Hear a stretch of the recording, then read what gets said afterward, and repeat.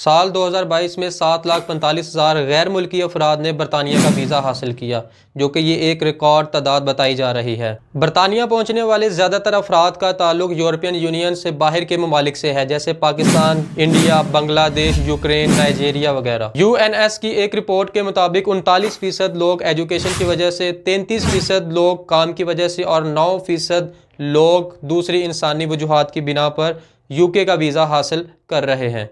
European union से बाहर 5 ऐसे ममालिक हैं जिनके लोगों ने बरतानिया का सबसे ज़्यादा वीज़ा हासिल किया, जिसमें सबसे पहले इंडिया आता है, जिसके 2,53,000 अफराद ने 2022 में बरतानिया के वीज़े हासिल किए। दूसरे नंबर पर नाइजीरिया है, जिसके 1,41,000 अफराद ने बरतानिया के वीज़े हासिल किए। तीसरे नंबर पर चाइना है, जिसके 89,000 अफराद ने बरतानिया के वीज़े 2022 में हासिल किए। छठे नंबर पर पाकिस्तान, जिसके 55,000 अफराद ने 2022 में बरतानिया के वीज़े हासिल किए। और 5वें नंबर पर यूक्रेन आता है, जिसके 35,000 अफराद ने बरतानिया के वीज़े हासिल किए। और इसकी मेन वजह रशिया यूक्रेन वार भी बताई जा रही है। इतनी ज़्यादा गैर मुल्कियों की बरतानिया में नकल मकानी की वजह से बरतानिया के एजुकेशन हेल्थ सिस्टम पर बहुत ज़्यादा बोझ बढ़ गया है। बरतानवी हुकूमत अब ये सोचने पर मजबूर हो गई है कि किस तरह इस तादाद को मिनिमाइज़ किया जाए ताकि कम से कम लोग बरतानिया आ सकें। और इसी वजह से बरतानवी हुकूमत ने अब ये फैसला किया है कि वो इमिग्रेशन पॉलिसी को चेंज करे ताकि कम से कम लोग बरतानिया आएँ। आज हम बरतानवी हुकूमत ने इमिग्रेशन पॉलिसी में जो 5 अहम चेंजेस की हैं उस पर बात करेंगे।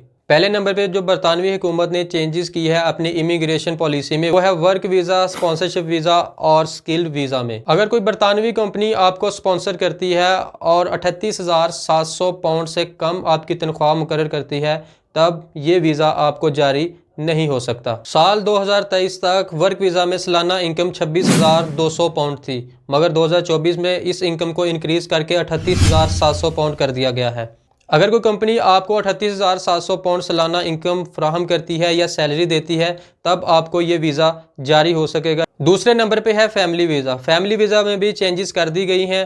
पहले इनकम अगर 18,600 पाउंड आप कमाते थे तो अपनी फैमिली को बुला सकते थे, मगर अब इस इनकम को इंक्रीज़ करके 38,700 पाउंड कर दिया गया है।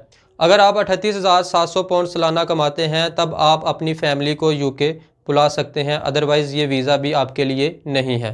तीसरे नंबर पे है स्टडी वीज़ा। स्टडी वीज़ा में ये चेंजेस की गई हैं कि अब आप स्टडी वीज़ा पर अगर इंग्लैंड जाते हैं, UK जाते हैं, तो आप अपने स्पाउस या अपनी फैमिली के किसी मेंबर को साथ लेके नहीं जा सकते। स्टडी वीज़ा में PSW में कोई तब्दीली नहीं की गई है, यानी पोस्ट स्टडी वर्क। अगर आप स्टडी वीज़ा पर UK जाते हैं तो ग्रेजुएट के बाद आपको 2 साल UK में ठहरने की इजाज़त दी जाती है और PhD के बाद ये मुद्दत 3 साल तक। इसमें कोई तब्दीली नहीं की गई। अलबत्ता स्टडी वीज़ा हासिल करने वाले लोग अब अपनी फैमिली या अपने स्पाउस को साथ लेके नहीं जा सकते। सितंबर 2023 तक 4,86,000 स्टडी वीज़े जारी किए गए, जिसमें सबसे ज़्यादा वीज़े नाइजीरियन कंट्री के लोगों को इशू किए गए। जनवरी इनटेक में आने वाले स्टूडेंट्स पर यह पॉलिसी लागू नहीं होगी, क्योंकि ये पॉलिसी अप्रैल 2024 से लागू होगी। इसलिए अप्रैल 2024 से पहले पहले आप जिस भी वीज़े पर अप्लाई करेंगे वो पुरानी पॉलिसी के तहत ही अप्लाई कर सकते हैं। चौथे नंबर पे है care home visa. Care home visa में ये चेंजेस की गई हैं